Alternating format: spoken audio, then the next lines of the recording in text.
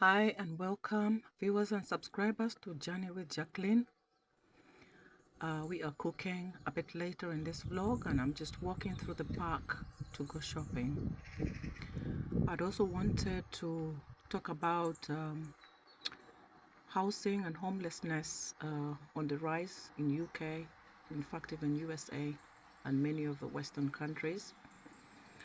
And also in link with that is adult and grown children staying at home, or those that are still at home here in the UK and maybe Western countries. I generally think that there's a lot of pressure for our young adults to actually move from home. But I think that as Africans, we come from a culture. I don't know about many other cultures, but I know in Ugandan culture, adult children or other adults, even if they're relatives, could be staying at home for extended periods, well into even their 20s, or until they get married or are settled in their own ways in terms of employment and so forth. Now, here in the United Kingdom, because of the housing crisis that we are seeing, and we are seeing more homelessness, you just have to look at the reports and the news and you'll find that there is increased homelessness.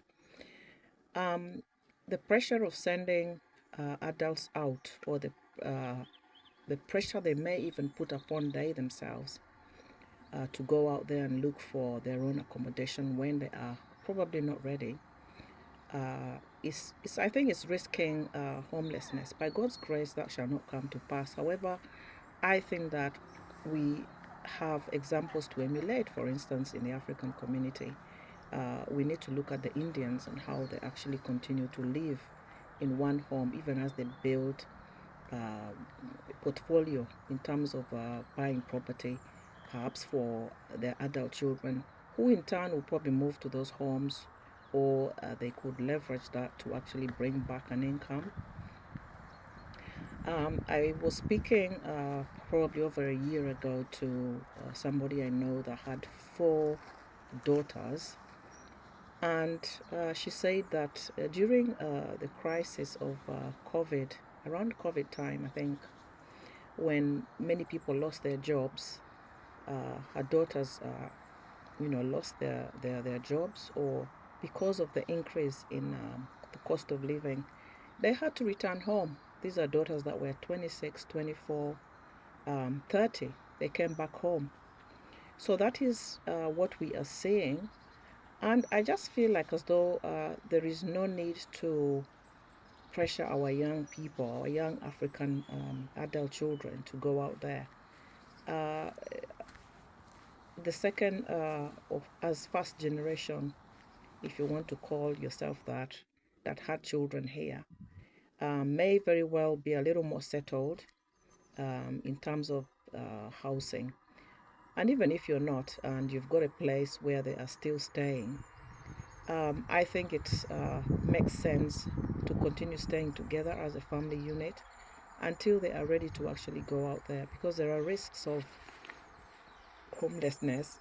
There are risks. I have lived it. Came to the UK at the age of 15 and went to university, stayed in hostels and so forth.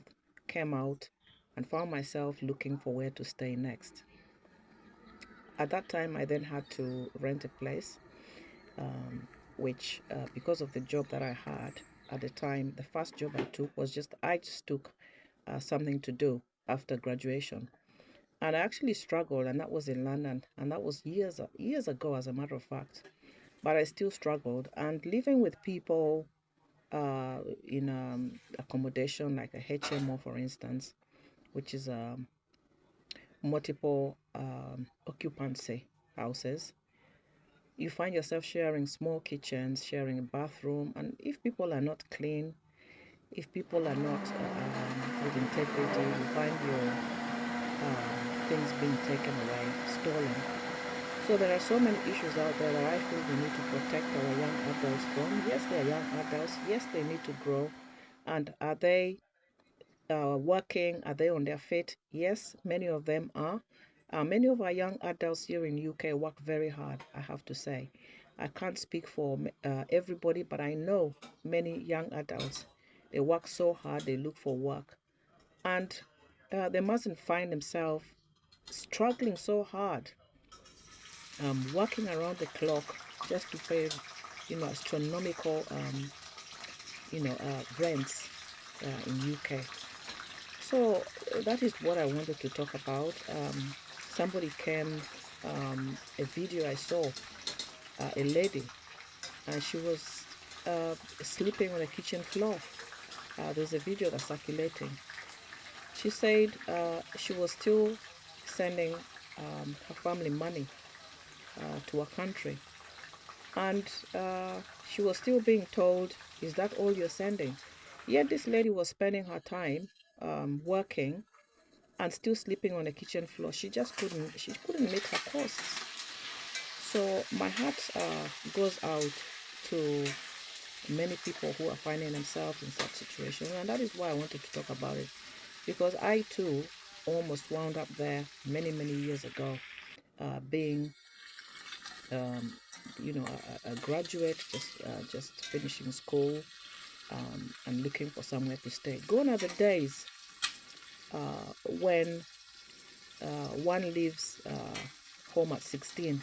I remember those days of Thatcher. The pregnancy rate was so high, and many prime ministers after that as well, under them, there was such a high rate of teenage pregnancy in UK. I actually checked it just today, and it doesn't come up as that anymore. It's now Bulgaria and Romania, as a matter of fact, that consistently show some of the highest teenage birth pregnancy rates in Europe, and particularly within Eastern Europe, within the EU. Young mothers under 20 are coming more prevalent. UK historically had the highest rate in Western Europe, but has been significant, has seen significant reductions in recent years, though it still higher than many other developed nations. So there we are. I think people are beginning to see things as they are. It's no longer that easy anymore. There are many, socioeconomic factors, that can,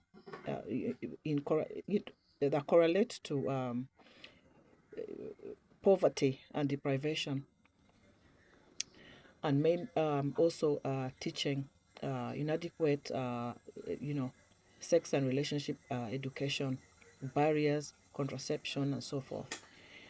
So that is that about that. I just wanted to share.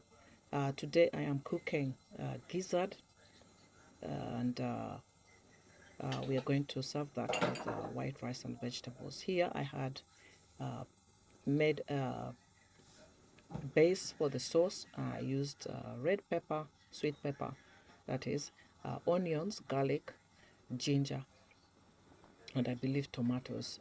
That was the base for. I may not have used tomatoes.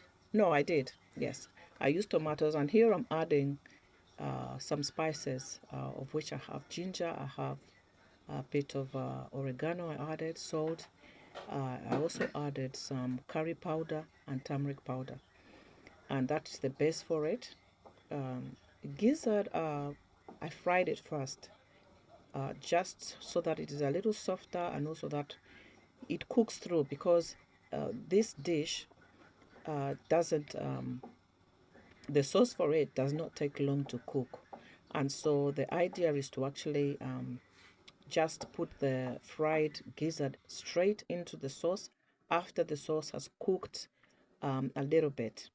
And it then cooks in the sauce for just a little bit more, just ensuring that the heat goes right through it.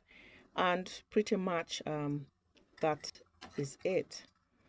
I was also making some cow food.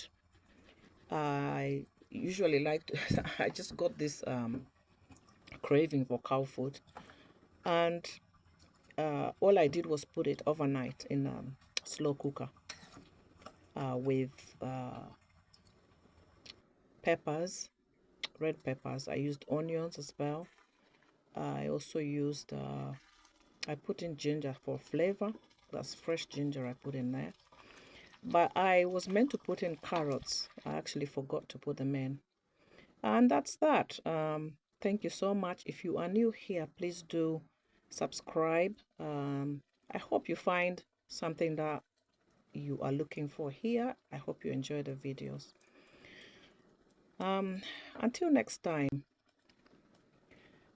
bye-bye.